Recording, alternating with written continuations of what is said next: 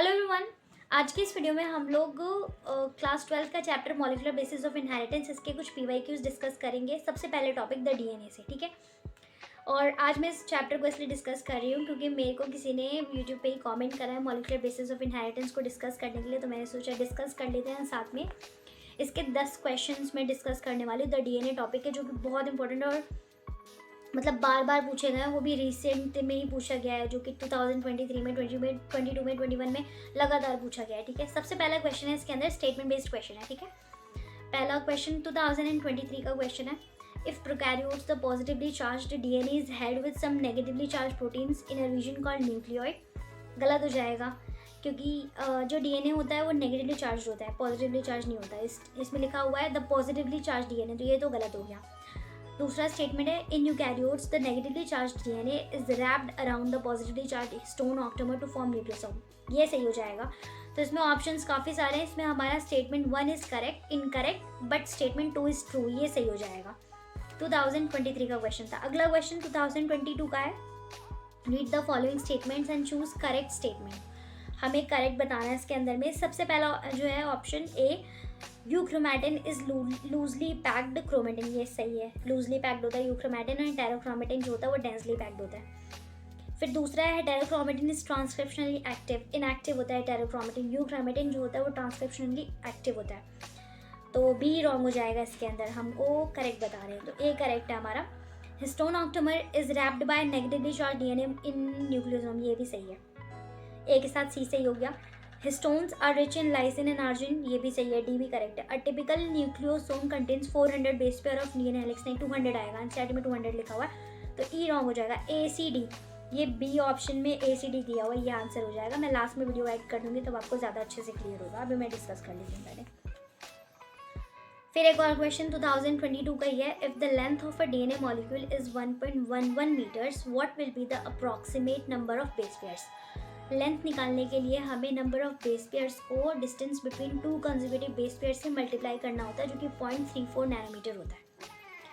तो इसके अंदर जो नंबर ऑफ बेस पेयर आ जाएगा 1 और एनसीईआरटी के अंदर में जब बेस पेयर्स का नंबर 6.6 इंटू 10 की पावर 9 होता है, और उसको जब हम मतलब उसके लिए जब हम लेंथ निकालते हैं कंसेक्यूटिव बेस पेयर्स के, length between consecutive base pairs से मल्टीप्लाई करके, तो वो हमारा आता है 2.2 नैनोमीटर्स। वो 2.2 क्या बोल रही हूँ मैं, कंफ्यूज हो रही हूँ खुद ही बोलने में।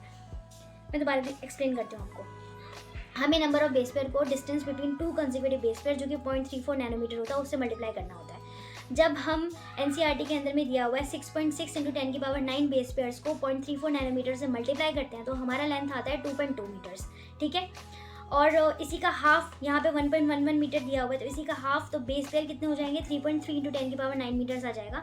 अगर हम इसको मतलब थोड़ा सा दिमाग लगा कर करें और कैलकुलेट करके करोगे तो भी यही आंसर आ जाएगा इसका।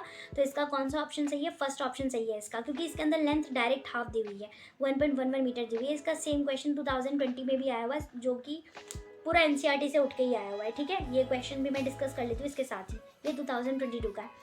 If the distance between 2 consecutive base pairs is 0.34 nanometer and the total number of base pairs of a DNA double helix in a typical mammalian cell is 6.6 into 10 की power 9 base pair, then the length of the DNA is approximately, तो इसका answer होगा 2.2 metres. ये NCERT में answer calculate करके दिया हुआ है 2.2 मीटर्स, और आप कैलकुलेट करोगे तो आपका भी निकलेगा। तो जब हम लेंथ को हाफ कर रहे हैं, यहाँ पर 1.11 मीटर कर रहे हैं, तो इसका बेस पेयर भी हाफ हो जाएगा, 3.3 इंटू 10 की पावर 9 बेस पेयर्स हो जाएगा। तो इसलिए ये वाला क्वेश्चन जो है 2022 का, इसमें 3.3 इंटू 10 की पावर 9 आ जाएगा। अगर आप कैलकुलेट करोगे तो भी आपका यही आएगा आंसर। अगला क्वेश्चन सेंट्रल डोग्मा पर है। इसका डायरेक्ट एप्लीकेशन होगा, फिर ट्रांसक्रिप्शन, डीएनए से एमआरएनए ट्रांसक्रिप्शन, एमआरएनए से प्रोटीन बनेगा तो ट्रांसलेशन। तो यहाँ पर लास्ट ऑप्शन में एप्लीकेशन, ट्रांसक्रिप्शन, ट्रांसलेशन, प्रोटीन, ये सही आंसर हमारा। ये भी 2021 का क्वेश्चन था। अगला क्वेश्चन भी 2021 का है।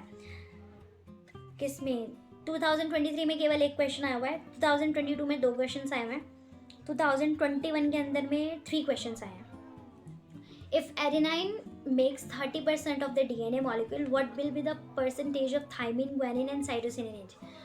तो अगर आप चार्जर फूल के अकॉर्डिंग देखोगे तो एडेनाइन बराबर थाइमिन होगा, साइटोसिन बराबर ग्वानिन बराबर साइटोसिन होगा, ठीक है। एडेनाइन बराबर थाइमिन एंड ग्वानिन बराबर साइटोसिन। तो एडेनाइन की वैल्यू अगर 30% है तो थाइमिन की वैल्यू भी 30% हो जाएगा, तो दोनों को मिला के 60% हो गया। आप बचे 100 में से 60 माइनस करोगे तो 40% बचेगा। तो ग्वानिन प्लस साइटोसिन जो है 40% है, मतलब दोनों बराबर होते हैं तो 20% हो जाएंगे। तो adenine 30%, thymine 30%, guanine 20% and cytosine 20%। इसमें लास्ट ऑप्शन में दिया हुआ है थाइमिन 30%, ग्वानिन 20%, साइटोसिन 20%, ये सही हो जाएगा आंसर। अगला क्वेश्चन है which one of the following statements about histones is wrong. Histone के बारे में बताना wrong statement. Histones carry positive charge in the side chain, सही है। Histones are organise to form a unit of 8 molecules, ये भी सही है। The pH of histone is slightly acidic, basic proteins होते हैं तो बेसिक आएगा आंसर। तो यहाँ पे ये वाला गलत हो जाएगा, सी जो है इसका रॉन्ग है। अगला क्वेश्चन है 2020 का, which of the following statement is correct. Correct पूछा हुआ है। Adenine pairs with thymine through 2 hydrogen bonds, ये सही है। Guanine pair with cytosine with 3 hydrogen bonds, ठीक है। तो इसमें 2 हाइड्रोजन बॉन्ड वाला ही सही हो जाएगा। अगले जो ऑप्शन है उसमें बी ऑप्शन में adenine pairs with thymine through 1 hydrogen bond, ये भी रॉन्ग। सी में एडेनाइन पेयर विद थाइमिन 3, ये भी रॉन्ग है। Adenine does not pair with thymine, ये भी रॉन्ग हो जाएगा। फर्स्ट करेक्ट है। और ये वाला क्वेश्चन मैंने आपसे पहले डिस्कस कर लिया था, वही डिस्टेंस वाला, ठीक। Purines found both in DNA and RNA. Purines AgPu करके आप भी याद कर सकते हो तो कर लो, मेरे टीचर ने ऐसे याद करवाया था हमें, AgPu, एडेनाइन एंड ग्वानिन, ठीक। तो इसमें आंसर आ जाएगा एडेनाइन एंड ग्वानिन, सी आ जाएगा। 2019 का क्वेश्चन है। अब हम हमारे 10वें क्वेश्चन पे पहुंच गए हैं, क्योंकि मुझे इस वीडियो में 10 क्वेश्चन डिस्कस करने थे, वरना ज़्यादा लंबी हो जाएगी वीडियो। ये 2017 का क्वेश्चन है। The association of histone H1 with a nucleosome indicates that. पहला ऑप्शन है डीएनए रेप्लिकेशन इज अकरिंग, दूसरा ऑप्शन है the DNA is condensed into a chromatin fibre, ये सही होगा आंसर, ये सही है। अब मैं एंड में इनके क्वेश्चंस को भी ऐड कर दूंगी, और वीडियो अच्छी लगेगी तो वीडियो को लाइक कर देना, कमेंट करके बताना कि मुझे ऐसे ही डिस्कस करना चाहिए वीडियोस में क्वेश्चंस को कि नहीं करना चाहिए, सिंपल टिक करवाऊँ या डिस्कस करूँ, बता देना, मैं वैसे करूँगी। NEET 2023 Statement 1, in prokaryote the positively charged DNA is held with some negatively charged protein in a region called nucleoid, गलत हो जाएगा। नेगेटिवली चार्ज प्रोटीन नहीं, प्रोटीन पॉजिटिवली चार्ज होंगे और जो DNA होगा वो नेगेटिवली चार्ज हो जाएगा। यहाँ पर ये पहला वाला गलत है। In eukaryote the negatively charge DNA is wrapped around the positively charge histone October to form nucleosome, ये सही हो जाएगा। तो यहाँ पर हमारा statement 1 is incorrect and statement 2 is correct, तो हम बी को कर देंगे। आंसर हमारा क्या आएगा, बी आएगा। अगला क्वेश्चन है read the following statements and choose correct statements. Euchromatin is loosely packed chromatin, सही है। हेटेरोक्रोमेटिन इज ट्रांसक्रिप्शनली एक्टिव, ये गलत है, इनएक्टिव होता है। Histones octamer is wrapped by negative charge protein, ये भी सही है। Histones are rich in lysine and arginine, ये भी सही है। और typical nucleosome contains 400 base pairs, ये नहीं होगा। ACD कहाँ पर है, बी, यहाँ पे भी बी सही है। If the length of a DNA molecule is 1.11 metre, what will be the approximate number of base pairs. अगर 1.11 मीटर है तो नंबर ऑफ बेस पेयर्स की लेंथ बताना है आपको। तो यहाँ पर ये 3.3, ये मैंने पूरा समझा दिया है वीडियो में, तो आपको मैं डायरेक्ट आंसर लगा रही हूँ यहाँ पे 2022 का question. Complete the flow chart on central dogma, P replication, Q transcription, R translation, S protein, ये लास्ट वाला ऑप्शन सही हो जाएगा, D 2021 का question. If adenine makes 30% of the DNA molecule, what will be the percentage of thymine, guanine and cytosine in it?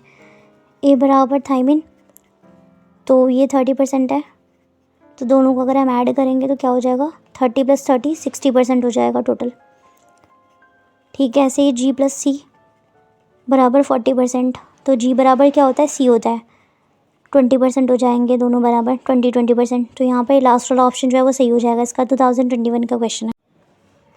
Which one of the following statement about stones is wrong? Stones carry positive charge in the side chain. Stones are organized in form of unit of 8 molecules. The pH of stone is slightly acidic, नहीं, basic। 2021 का question. Which of the following statement is correct? Adenine pair with thymine through 2 hydrogen bond, सही है। Pair with thymine through 1, गलत। Thymine से 3 hydrogen bond, ये भी नहीं, कोई बॉन्ड नहीं बनाता, वो भी गलत है। पहला ऑप्शन सही हो जाएगा। 2020 का क्वेश्चन है। If the distance between 2 consecutive base pairs is 0.34 nanometre and the total number of base pairs of the DNA in double helix typical mammalian structure is, ये बेस पे नंबर ऑफ बेस पेयर्स इतने हैं और 2 consecutive base pairs के बीच का distance इतना है, दोनों को मल्टीप्लाई करेंगे तो 2.2 मीटर्स आंसर आ जाएगा। NCERT में भी लिखा हुआ है साफ साफ शब्दों में। आप जाकर एक बार NCERT का पेज नंबर 83 देख लोगे, आपको सब कुछ मिल जाएगा। जितने भी क्वेश्चन है यहाँ पे लिखे हुए उन सबके आंसर उसी पे मिल जाएंगे आपको। Purines found both in DNA and RNA are adenine and guanine. The association of stone H1 with nucleosome indicates that DNA replication is occurring. The DNA is condensed into a chromatin fiber. B सही है इसका, 2017 का question है.